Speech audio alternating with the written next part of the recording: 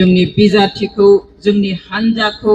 मदद होनो थाखाय बयबो फैनो थामथियारि जादोंमोन। नाथाय खोनादों जे गोबां जायगानिफ्राय दिनै बेयाव फैनायखौ होबथादों जोंनि गुबुन मोनसे हानजा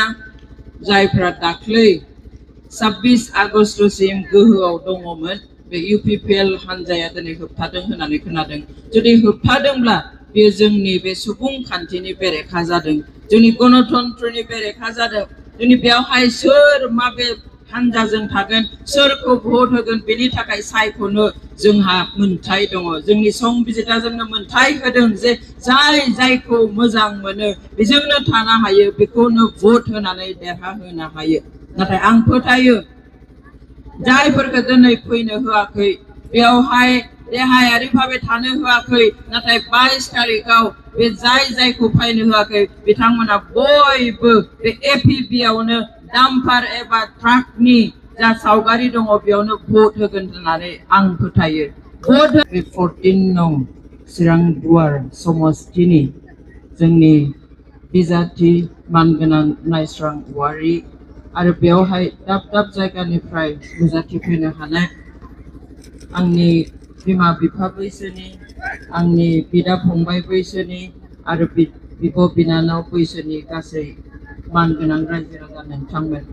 आं गिबियावनो नोंथांमोननो बयनोबो जोंनि अल्टारनेटिभ पार्टी अफ बड'लेण्ड जायखौ जों गुसुङै APB होननानै बुङो बेनिफ्राय बयनिसिमबो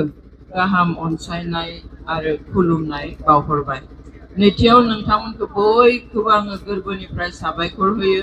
मानोना नोंथांमोना बे सानजौफुथि समावहाय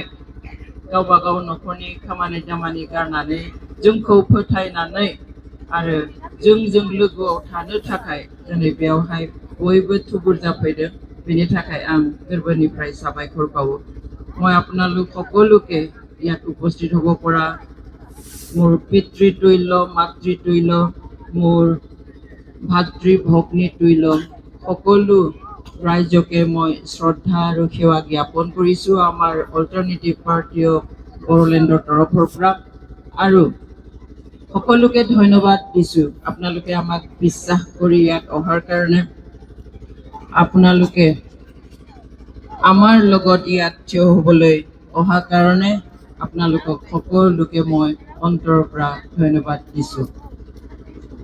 আমি জানো আমাৰ আৰু হাতত 9টা দিন আছে। এই 9টা দিনৰ পিছত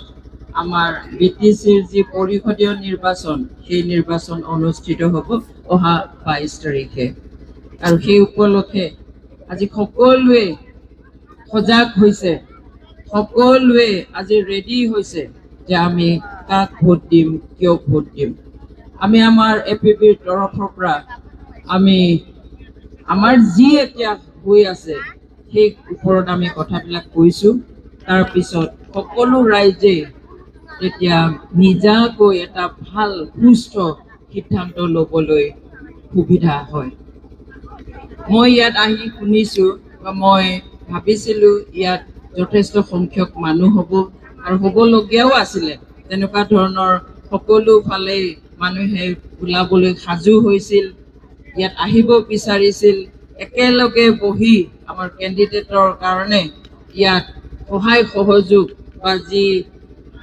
সহযোগিতা দেখুৱাব লাগে সেইটো দেখুৱাবলৈ আহিবলৈ বিচাৰিছিল। কিন্তু দিশৰ বিষয় মই শুনামতে ইয়াত আমাৰ আন এটা দল, আঞ্চলিক দল UPPLৰ কৰ্মীসকলে আমাৰ ৰাইজক অহাত বাধা দিছে, যিটো অতি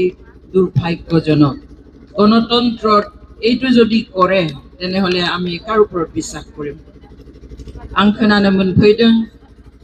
आरो मानोना आं सानदोंमोन जे बेवहाय जोंनि रायजो राजाया जोंनि बिजाथिखौ जोंनि हानजाखौ मदद होनो थाखाय बयबो फैनो थामथियारि जादोंमोन। नाथाय खोनादों जे गोबां जायगानिफ्राय दिनै बेयाव फैनायखौ होबथादों जोंनि गुबुन मोनसे हानजा जायफ्रा दाख्लै 26 आगस्टसिम गोहोआव दङमोन बे UPPL हानजाया दिनै होबथादों होननानै खोनादों। जुदि होबथादोंब्ला बेयो जोंनि बे सुबुंखान्थिनि बेरेखा जादों, जोंनि गणतन्त्रनि बेरेखा जादों। जोंनि बेयावहाय सोर माबे हानजाजों थागोन सोरखौ भट होगोन बेनि थाखाय सायख'नो जोंहा मोनथाय दङ जोंनि संबिजिता जोंनो मोनथाय होदों जे जाय जायखौ मोजां मोनो बेजोंनो थानो हायो बेखौनो भट होनानै देरहाहोनो हायो नाथाय आं फोथायो जायफोरखौ दिनै फैनो होआखै बेयावहाय देहायारि भाबै थानो होआखै नाथाय 22 तारिखआव बे जायखौ फैनो होआखै बिथांमोना बयबो बे एपिपि आवनो डाम्पार एबा ट्राकनि जा सावगारि दङ बेयावनो भट होगोन होननानै आं फोथायो भट होनायखौ होबथानो हाया मानसिखौ दिनै जथुमायाव फैनायखौ होबथानो हागौ नाथाय भट होनायखौ रावबो होबथानो हाया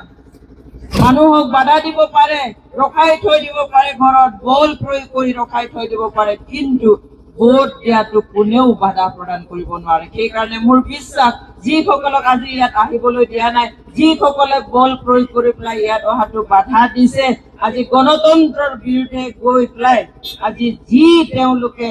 মানে নিন্দনীয় কৰ্ম কৰিছে সেইসকলে আমাৰ ভোটাৰসকলক বাধা দিব নোৱাৰে তেওঁলোকে সিদ্ধান্ত অলৰেডি লৈছে আৰু 22 তাৰিখে হ'বলগীয়া যি নিৰ্বাচন সেই নিৰ্বাচনত কেৱল এই ট্ৰাক আৰু ডাম্পাৰৰ ছবিতেই ভোট দি পেলাই আমাৰ কেণ্ডিডেটক জয়যুক্ত কৰিব रायजो राजा नोंथांमोन जों बयबो मिन्थियो दिनै जोङो मा अबस्थायाव दङ जों बे अबस्थानि खोथाखौ बुंगोन अब्ला नोंथांमोना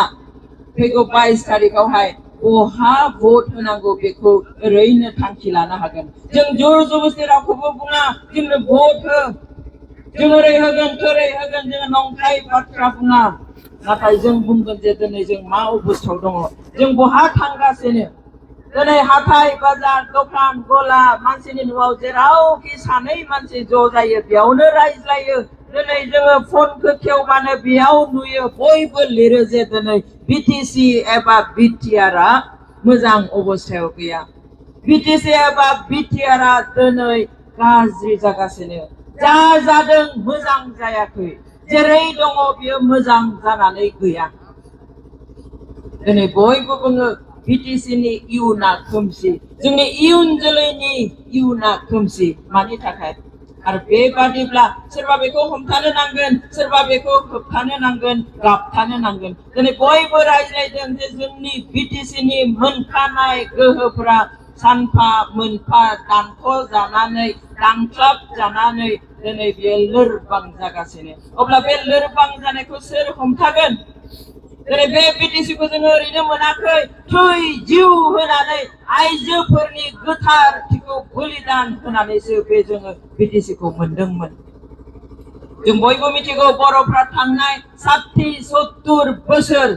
खोलोब खोलोब खोलोब गुबुन गुबुन हानजा गुबुन गुबुन संगठनफोरनि सिङावहाय सोमावसारदों आन्दोलन आरो आन्दोलन संग्राम आरो संग्राम बे संग्राम खालामनायनि आन्दोआव मा दङमोन जे गुबुनजों गादब जानाय गुबुनजों नारसिन जानाय गुबुनजों नासय जानाय गुबुनजों मुगै जानाय जोंनि मानसिफोरखौहाय मा खालामनो नागिरदोंमोन जे उदां खालामनानै गावनि होनना बुंनो हानाय मोनसे दख्लाबसे हायावहाय मान सन्मानजों खर' दैखांनानै थांनानै थानो हास्थायदोंमोन बेवहाय आलादा न'खर नागिरदोंमोन मुङा जेखि जाया पिटिसिनिफ्राय लानानै पिपिटिसि इउटिएनएलएफ गुबुन गुबुन गुबुन दिनै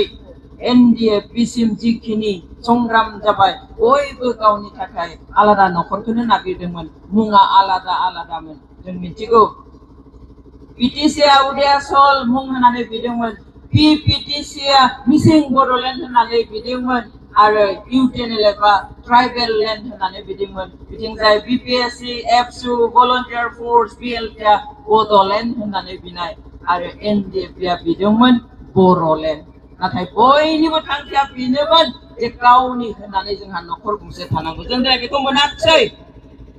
जोंनो भारत सरकारा बेखौ होआखिसै बेनि सोलाय मा होखो संबिजितनि सिङाव मोनसे 6 शेड्युल आइननि दहाय जोंनो काउन्सिल मोनसे होबाय बिनि गोहोआबो एफाग्राब खम नङा बेखौ जुदि जोङो बाहायनो रोंनायमोनब्ला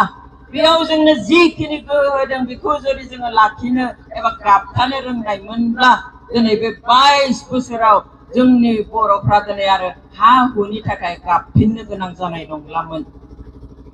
जोंनि बे सिक्स स्केड्युला गावखौ गाव खुंनो मोननाय सखाखन मोनसे बेबस्था सेल्फ रुल एबा सेल्फ गभर्नेन्सनि बेबस्था गावखौनो गाव खुंनो हायो दिनै बे सिक्स स्केड्युल एरियानि सिङावहाय एबा बिटिसिनि सिङाव थानाय हा हुनि सायाव जोंनि आसाम सोरखार एबा भारत सोरखाराबो दिनै मोनथाय गैया बेवहाय जोंनि ट्राइबेल बेल्ट एन्ड ब्लक आरो बे सिक्स स्केड्युलनि सिङाव थानाय बे बिटिसि खोन्दोनि हा हुखौ दिनै गुबुन सोरखारा जोंनि स्टेट एबा सेन्ट्रेल सोरखाराबो आखाइ होनो हाया जोंहा सथं मोनसे गावखौ सासन खालामनो हानाय मोनसे बियो काउन्सिल दिनै आसाम सोरखारा जेरै मोनसे आयेन आफाद दङ एसेम्बलि जोंहाबो बेयाव आयेन आफाद दङ क'क्राझारनि सेक्रेटारियेटआवहाय आयेन आफाद दङ बे आयेन आफादाव जोङो जोंनि बिटिसि हालामनि रायजो राजानि गासैबो समयसाखौ स्थायी भाबे समाधान खालामनो थाखाय जोङो गावनि सुबिदायै जोङो आयेन बानायनानै लानो हायोमोन नाथाय जों नुबाय थांनाय बिपिएफनि 15 बोसोराव बेबादि नोजोराव गोग्लैथावथाव बर'नि बा बे बिटिसि हालामनि गासै जाति जनगोष्ठी राव धोरोमनि गासै मानसिनि जा जेंनाफोर दङ बेफोरनि स्थायी समाधाननि थाखाय मोनसेबो बेबादि आयेन बानायना लानो हायासै आयेन बोरै बानायनानै लानो हानो जोंहा बेयाव बे समाव जोङो दिनै मिनिगोन ना गाबगोन जायो दिनै एसेम्बलियाव बा आयेन आफादाव जुदि मोनसे आयेन बानायनो नांगौब्ला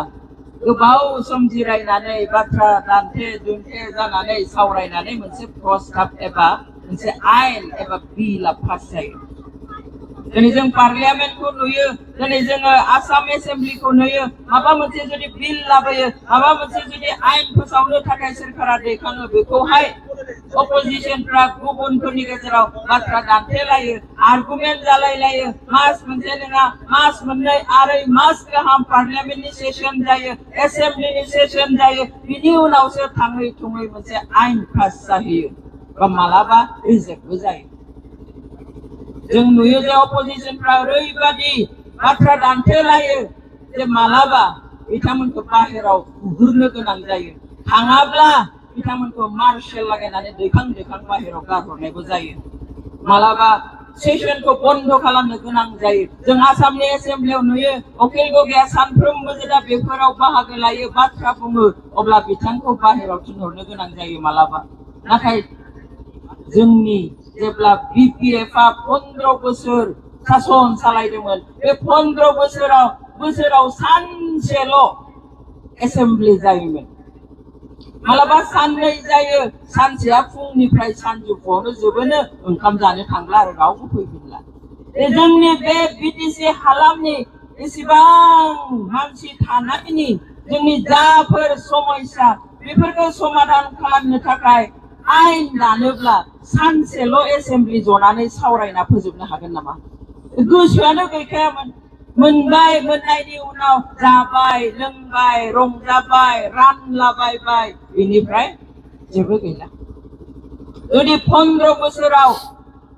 बोसोरसेयाव मोनसे जुदि जोङो बिल पास खालामना लानो हानायमोनब्ला जोंनि सुबिदानि थाखाय मोनसे आयेन पास खालामना लानो हानायमोनब्ला दिनै बै समावनो 15टा आयेन जागौमोन जोंनो बेयावहाय प्रस्ताब लानानै बेखौ गभर्नरनो हरनांगौ गभर्नरा जुदि बेखौ एप्रुभ खालामो बे आयेन जाबाय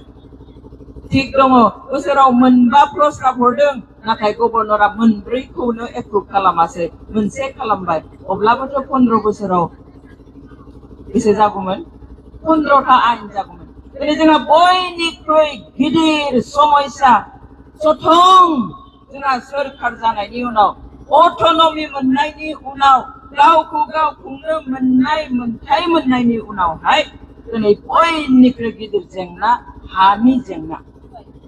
दिनै हराव उन्दुनो थांब्ला साननो गोनां जायो गाबोन माबे गामियावहाय एभिक्सननि नटिस फैगोन मानि थाखाय दिनै बेबादि जुदि हानि सायाव मोनसे दिदोम खान्थि बानायना लानाय मोनब्ला बेफोर जानाय नङामोन दिनै हाग्रा बिफानाव हाग्रानि जायगायाव थादों होननानैहाय फरेस्ट एरियायाव थादों होननानै दिनै बैथिं एभिक्सन गाबोन बैथिं एभिक्सन दिनै हाग्रामा बिफाननि बेलायाव जुदि दिदोम खान्थि मोनसे बानायना लानाय मोनब्ला दिनै बेफोरबो जानाय नङामोन दिनै गासैबो बिथिङाव जुदि आयेन बानायना लानो हानाय मोनब्ला दिनै राव हारिमु जौगानायनि थाखाय जोङो माबायदि खामानि मावगोन जोंनि आबाद थिलिफोरखौ जौगाहोनो थाखाय जोङो माबायदि आयेन खालामगोन दिनै जोंनि बे सोलोंथाइ बिफानखौ देहा बिफानखौ दिनै PWD बिफानफोरखौ माबायदि जों जौगाहोगोन जोंनि गासै मोननाय 40टा बिफानखौ जोङो माबायदि जौगाहोगोन बिनि सायाव जुदि आयेन बानायना लानो हानायमोनब्ला नीतिफोर खान्थिफोर बानायना लानो हानायमोनब्ला दिनै बे 6 शेड्युलनि काउन्सिल होनायनि 22 बोसोरनि उनाव जों आरो गाबफिननो गोनां जानाय नङामोन दिनै जोंनि BTCनि बांसिन मानसियानो कास्ट लेन्डआवसो दङ सोरखारि हायावसो दङ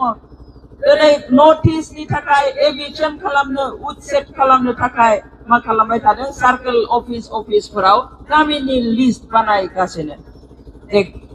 नै बिथिंबो कास्ट लेन्डआव थानाय दङ बेखौ बिसोरखौबो एभिक्सन खालामनांगोन बैथिंबो दङ अमुक डिस्ट्रिक्टआवबो दङ तमुक डिस्ट्रिक्टआवबो दङ जों मा खालामनो दिनै बेबायदि जानायखायनो दिनै पर्बत जरायाव मा जाखो नोंथांमोननि बे चिरांनि साहा मा जाखो बेसेबां एभिक्सन खालामखो सोरनिबा गिर्जा सोरनिबा बाथौ थानसालि सोरनिबा न' जेबो नागाराखै दा बेफोरबादियाव जुदि थि मोनसे खान्थि थानाय मोनब्ला माबेसिम मानसि थानो हायो माबेसिम थानो हाया बहा थानो हायो बहा थानो हाया माबेयाव जोंनि मानसिया हानि बिगोमा जानो हागोन बेफोरबादि गासैखौबो जुदि खान्थि बानायनानै लानायमोनब्ला दिनै बेफोरबादि असुबिदाया जानाय नङामोन जोंनि रायजो राजाया दिनै गाबनो गोनां जानाय नङामोन दिनै पर्बत जरायाव मानो आदानिनो हा होनो ओंखारनाय कारण बेयाव थानाय रायजो राजाफ्रा कास्ट लेन्डआव सोरखारि हायाव थानाय होननानैसो बिथांमोनखौ दिनै एभिक्ट खालामनानै बेवहाय आदानिखौ फज'नो नागिरनाय बोरै जाखो बोरै हाखो साननो गोनां बाथ्राफ्रा बेवहाय जोङो माबा फिसा फिसौ मोननाय मोनि बेखौ हिसाब खालामनानै जोङो भट होबा जानाय नङा जों माबा मोनगोन होननानै नेनानै थानानै जोङो भट होबा जानाय नङा जों दिनै गावनि फिसा फिसौनि इयुन जोलैनि जोङो भबिष्यतखौ नायनांगोन जों दिनै थै जिउ होनानै मोननाय बे BTCनि गोहोनि रैखाथिनि खोथा जोङो साननो नांगोन दिनै पर्बत जरायाव गोदाव सोराव आलाय सिलाय जाबाय गेजेराव जोंनि रायजो राजाफ्रा बेयावहाय हरखाब सानसेखालि आदानिनि फिसाला जित आदानिया 20-30 टन गारि लानानै बे पर्बत जरानि फाग्लि जरा दुखि जरा सुखि जरा होननाय गामिफोराव हाबफैजोब्बाय रायजो राजाया बैसागो खुंनानै दङमोन बागदावखांबाय माने एफा बुरजा गारि फैखो मा जाखो दिनैलाय मा खालामनो फैदों बिथिं खबर लानानै मिन्थिबाय जे बेवहाय मोनसे गिदिर माबा कम्पानिनि माबा बसायफैनोसैनो थार्मेल पावार प्रजेक्ट दा जों हाखौ हगारना होजोबनांसिगोन हावा रावा जाबाय मानसिफ्रा गाबबाय मा खालामनो बोरै हगारनानै होनो हाखौहाय दिनै सोरखारनि खाथियाव फैबाय गाबफैबाय जों हाखौ हगारनो होनो हाया खनसे नङा खननै नङा खनथाम नङा खनब्रै सोरखारनि खाथियाव फैबाय थाङै थुङै सोरखारा बुङो मोजांसो जागोन नोंसोरहा बिराद साख्रि मोनगोन बेयाव जायगाया मोजां जागोन मानो होनो बादों मा साख्रि मोनो बेयाव उनावहाय दानख' दुनखा खालामनानै खेब्रै मेप सोलायनानैहाय न'खरखौ जेने थेने दाना लाखिनो दोनबाय खिन्थु मा खालामखो बे सोरनिबा न'नि बे खामसालिनिफ्रायनो दानख'नानैहाय आदानि ग्रुपनो हाखौ होबाय सोरनियाबा सिथ्लानि हरैजाय जुदि न' गैया सिथ्ला गेजेरनिफ्रायनो दानख'नानै होबाय मानसिया कि न'ल' लानानै थानो हायो बिसोरनि बारि बागान बिसोरनि दुब्लि हा बिसोरनि गथ'फोर गेलेग्रा फोथार सोरनिबा गय बारि सोरनिबा साहा बारि सोरनिबा जायखिजाया बारिखौ होजोबनाय जासिगोन दिनै सोरबाया लुबैब्लाबो कबि थोबसे गायनानै जानो बानलु दुन्दिया गायनानै जानोबो हा गैया जानानै थाहैबाय रायजो राजाफ्रा गाबखांबाय आं खिन्थु सेलुट होयो बे फाग्लि जरा दुखि जरा सुखि जरा गामिनि रायजोफोरखौ आं सेलुट होयो बिथांमोना जुजिबाय खौसेयै थाबाय गोबां खेब बिथांमोनखौ गावस्रा होनो नागिरदोंमोन नाथाय बिथांमोना जयै थाबाय जों एपिबिनिफ्राय जेब्ला खोनाबाय जोंनि हान्जानिफ्राय जे बेयाव दावराव जागासिनो माथो जामारदों सोरथो होखो बे हाखौलाय आदानिनोलाय एबा एपिडिसिएलनि गेजेरजों आदानिनो सोर होखो जोङो अर्डार कपिखौ जों नागिरबाय मोनबाय बेयाव नुबाय जे बे हाखौ बिटिसिआ होआखै आसाम सोरखारासो एपिडिसिएलनि गेजेरजों आदानिनो होदों जाया संबिधान बेरेखा जाया आइन बेरेखा आं सिगाङावनो बुंदों 6 केडेल आरो ट्राइबेल बेल्ट एन्ड ब्लकनि हाखौ सोरबा रायजो सोरखाराबो सोरनोबा होनो हाया जुदि होनो गोसोब्ला बिटिसि सोरखारासो गावनो हायो बिटिसि सोरखारा जुदि सानो जे जों बेयावहाय मोनसे कम्पानि लाबोगोन मोनसे इन्डास्ट्रि लाबोगोन बे इन्डास्ट्रिखौ लाबोयोब्ला जोंनि बिटिसिनि रायजो राजाहा लाब जागोन अब्ला होनो हायो